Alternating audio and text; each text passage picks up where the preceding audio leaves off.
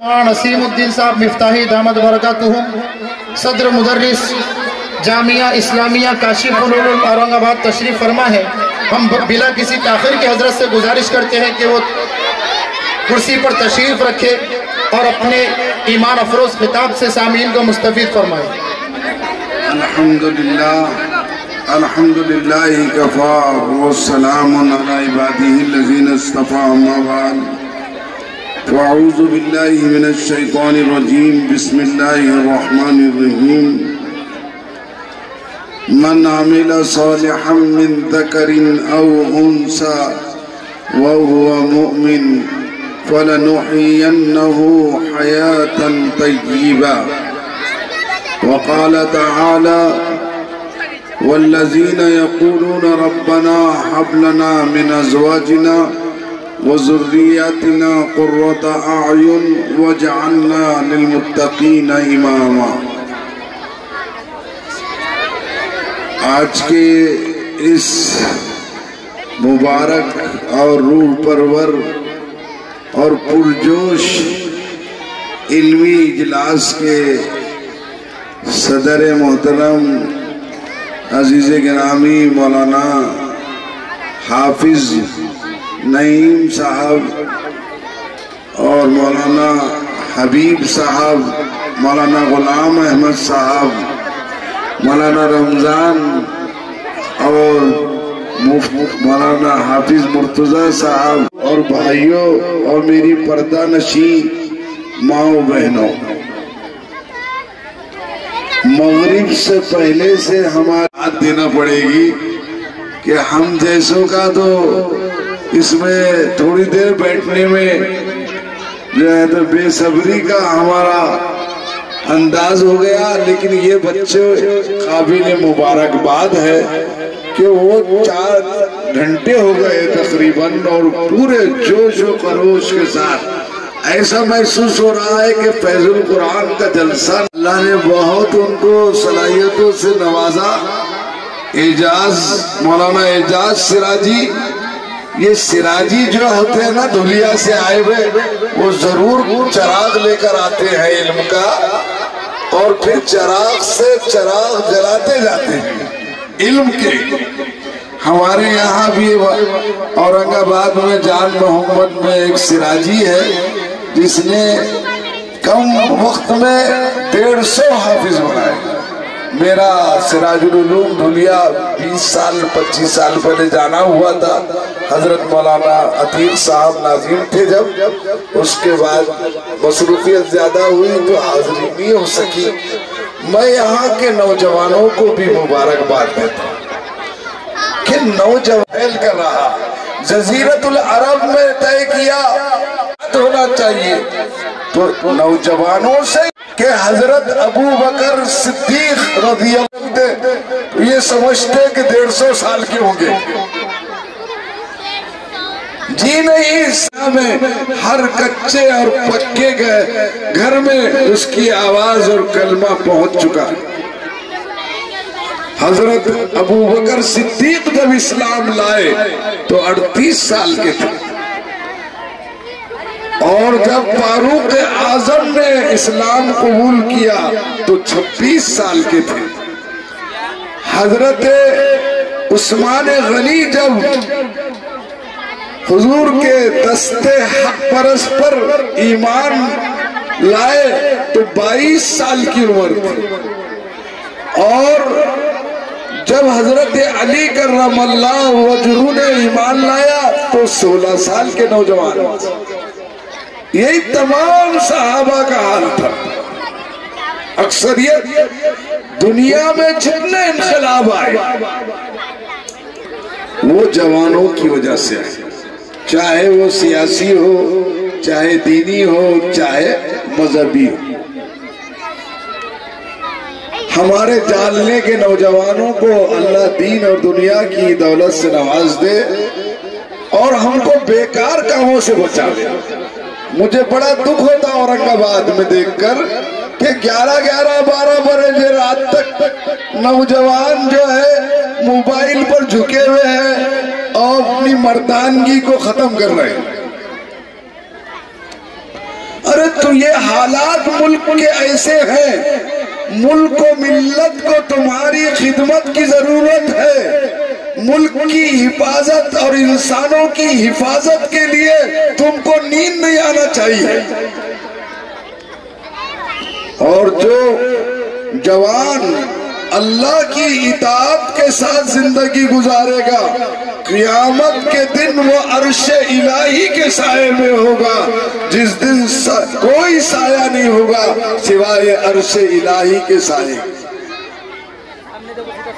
بخاری کی روایت ہے وَرَجُلٌ شَابٌ نَشَأَ فِي عِبَادَةِ اللَّهِ، نوجوان جوانی اس کی اللہ کی اطاعت میں گزری ہو تو عرش الہی کے سائے، بڑھاپے میں بھی دین کے طرف آ جائے تو وہ اللہ کی بارگاہ میں قبول ہے، صبح کا بھولا ہوا شام گھر آ جائے تو اس کو بھولا ہوا نہیں کہتے، بڑھاپے سے بزرگوں سے ان کی سفیدی دیکھ کر بھی اللہ شرماتے۔ لیکن کام کرنے کی عمر، یہ گولڈن دور جوانی کا خواہشات اور ارمانوں کو پورا کرنے کا نہیں ہے، یہ اللہ کے دین کی خدمت کرنے کا موقع ہے، اس کے حکموں پہ چلنے کا موقع ہے۔ حفیظ نے کہا تمنا ہے کہ کچھ کام کر جائیں، کچھ ہو سکے تو خدمت اسلام کر جائیں، اللہ ان نوجوانوں کو قبول فرمائے۔ اقبال نے کہا عقابی روح جب بیدار ہوتی ہے جوانوں میں، نظر آتی ہے ان کو اپنی منزل آسمانوں۔ نوجوانوں سے میں ایک درخواست کرتا ہوں، اس کے بعد آگے بڑھتا ہوں، کہ تم نوجوان نمونہ ہیں، اس ملت کی کشتی کے کھیونہار ہے، تم نیک اور باکردار بنیں گے تو تمہارے اعمال کو دیکھ کر لوگ دین میں آئیں گے۔ اور جاتا ہے، ایک خاتون نے ہمارے استاد محترم سے سوال کیا کہ میرے بچے جوان ہیں اور نماز نہیں پڑھتے ہیں، کیسا کروں، کیسا اٹھاؤں؟ پیارا جواب دیا، کہا تیرے گھر میں آگ لگ جائے اور بستر تک بچوں کے پہنچ جائے تو کیسا اٹھائیں گی؟ ایسا اٹھاؤ جہنم کی آگ اس سے زیادہ خطرناک۔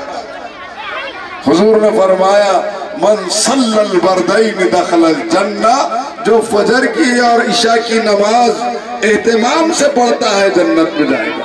تو سب نوجوان ہاتھ اٹھاؤ، انشاءاللہ فجر پڑھے گا۔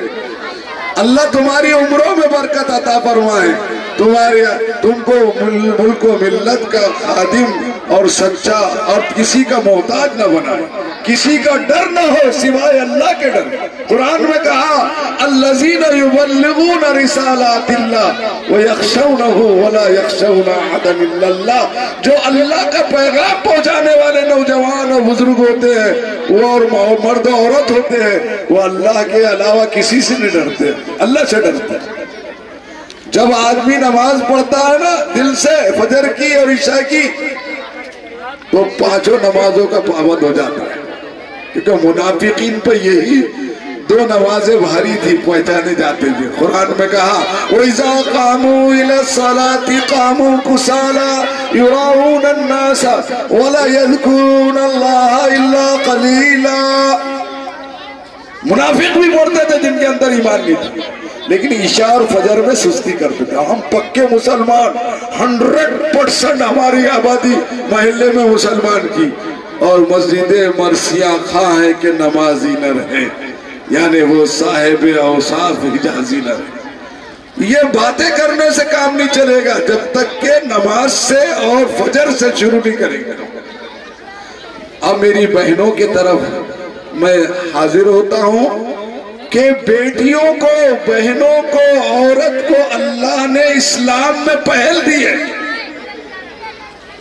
اقرا باسم ربک الذی خلق، یہ علماء بیٹھے ہوئے ہیں، اعجاز کے ساتھ ہے مولانا زبیر ندوی ہے، اور چوتھے جو ہے وہ نجم الثاقب ہے، کسی کے جو ستارے ہیں وہ حریری بھی لکھتے ہیں وہ جی، تو مقامات حریری پڑھا اس لیے لکھے ہیں۔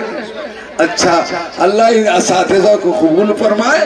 تو میں ان علماء یہ کسی مرد کو نہیں سنائی گئی، پڑھو پڑھو یہ عورت کو سنائی گئی۔ کیا حکمت تھی کہ یہ عورتوں کی بھی تعلیم کا دور ہے۔ ماں نیک اور پڑھی لکھی ہوگی تو اس کی گود میں پلنے والی اولاد بھی نیک اور صالح ہوگی۔ لیکن یہ تعلیم سے مراد وہ کالج کی تعلیم نہیں۔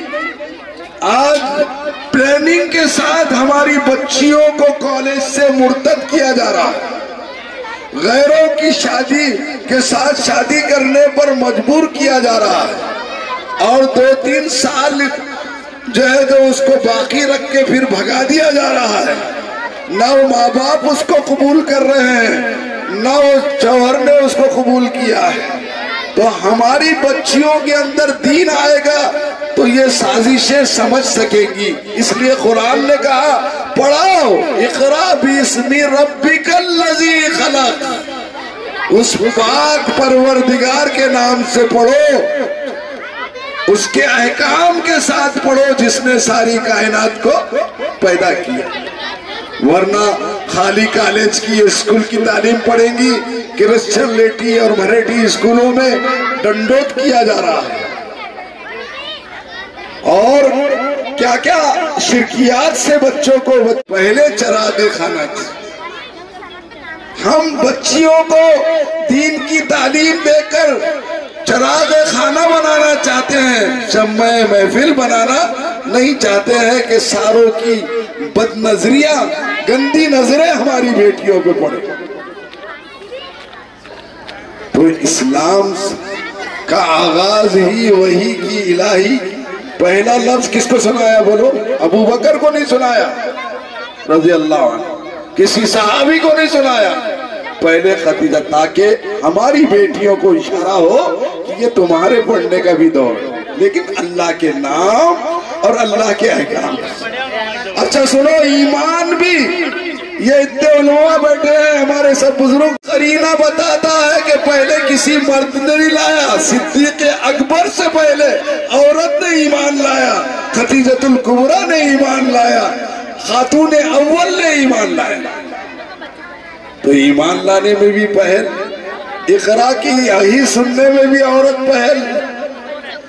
اور سنو، مال بھی سب سے پہلے کسی مرد نے اسلام کے خاطر نہیں خرچ کیا، سب سے پہلے مال بھی اسلام کے خاطر عورت نے یعنی حضرت خدیجہ الکبریٰ نے خرچ کیا۔ چھوڑو مال کو، جان بڑی چیز ہے، جان سے بڑھ کر کوئی چیز نہیں ہے۔ جان کا نذرانہ بھی، جام شہادت بھی اسلام کے خاطر کسی مرد نے نوش نہیں فرمایا، کسی صحابی کو یہ شرف نہیں ملا۔ اللہ کے دین کے خاطر مکے کے اندر سب سے پہلے شہید ہونے والی خاتون بھی وہ عورت تھی، حضرت سمیہ رضی اللہ تعالیٰ عنہ۔ ابو جہل لعین نے نوجوان غریب صحابی کو بلایا اور ان کو اتنا مارا، اس پر بھی اس ستمگر کا ستم ختم نہیں ہوا۔ ان کے بوڑھے باپ یاسر کو بلایا، اس نوجوان بیٹے کے سامنے بوڑھے باپ کی پٹائی کی، اور اس پر بھی اس ظالم کا ظلم ختم نہیں ہوا۔ آپ کی بوڑھی ماں حضرت سمیہ رضی اللہ تعالیٰ عنہ کو بلایا اور شوہر کے سامنے، نوجوان بیٹے کے سامنے نیزہ اور برچھا نکال کے ان کے پیٹ میں گھونپ دیا۔ اللہ اکبر، خون کا ایک فوارہ صحن کعبہ میں، صحن کعبہ خون آلود ہو گیا، اور وہ اللہ کو پیاری ہو گئی، اپنی جان جام شہادت نوش کی، اور جاتے جاتے بھی یہ کہہ رہی تھی جان دی ہوئی اسی کی تھی، جان دی ہوئی اسی کی تھی۔ حق تو یہ ہے کہ حق ادا نہ ہوا۔ سرکار دو عالم نبی اکرم رسول محتشم صلی اللہ علیہ وسلم کا ادھر سے گزر ہوا تو تو آپ کی آنکھوں میں آنسو آ گئے. آپ نے فرمایا اسبرو یا آل یاسر، اے یاسر کے خاندان کے لوگوں صبر کرو صبر کرو. لیکن رات بھر حضور سوئے نہیں اور دعا کیا، اور صبح دعا قبول ہو گئی کہ اللہ کب تک ہمیں ظلم برداشت کرے گا. اللہم آئید الاسلام بعہد الامرین، دو عمر میں سے کسی ایک عمر کے ذریعے سے اسلام کو طاقت اور قوت عطا فرما. صبح فاروق اعظم چلے تھے شکار کرنے، قتل کرنے کے لیے، کچھ شہید محبت رسول ہو گئے. تو ہماری بہنوں کا بڑا مقام ہے، ان کا مرتبہ بیٹیوں کا بہت زیادہ ہے، اور قرآن میں بھی ہے. قرآن میں پہلے بیٹوں کا ذکر نہیں ہے، یہ باپ تھے. سورہ احزاب میں فرمایا ما کان محمد ابا احد من رجالکم ولکن رسول اللہ وخاتم النبیین. محمد صلی اللہ علیہ وسلم تم میں سے کسی مرد کے باپ نہیں تھے، وہ تو بیٹیوں کے باپ تھے. چاروں بیٹیوں سے نسب چل رہا ہے قیامت تک. حضرت زینب، حضرت رقیہ، حضرت کلثوم، حضرت فاطمہ. زینب بڑی بیٹی کا نام تھا. زینب کے معنی کیا ہے؟ اصل میں یہ عربی کا گرامر ہے، اس لیے لوگ توجہ نہیں دیتے. زین اب تھا یعنی باپ کی شان. الف گر گیا اور نون کو با سے ملا دیے تو زینب ہو گیا. بولے گا مولانا نو کی قاعدے صدقے. میرے بھائیوں، ان بیٹیوں کا بڑا مقام ہے. والی اولاد بھی دیندار ہوتے ہیں. یہ مدرسہ فیض القرآن نے اتنی بیٹیوں نے پروگرام پیش کیا. میں ان کے ذمہ داروں کو، ان کے والدین کو دل سے مبارکباد پیش کرتا ہوں. میرا 1.5 مہینے سے مسلسل سفر ہے، میری طبیعت ٹھیک نہیں ہے. میں پھر بھی بہت خوشی ہوئی، اتنا بڑا مجمع. میں 72 سے اس میدان میں منگل بازار میں آتا تھا اور 1 روپیہ جمع کرتا تھا کاشف العلوم کے لیے. مولانا نعیم صاحب اس زمانے کی پیداوار ہے. اس کے بعد غلام احمد صاحب اور یہ مولانا حبیب اور مولانا رمضان اور یہ حضرات بھی ماشاءاللہ، مرتضی بھی. حضرت نے کہا اس پر عمل کرنے کی توفیق عطا فرمائے.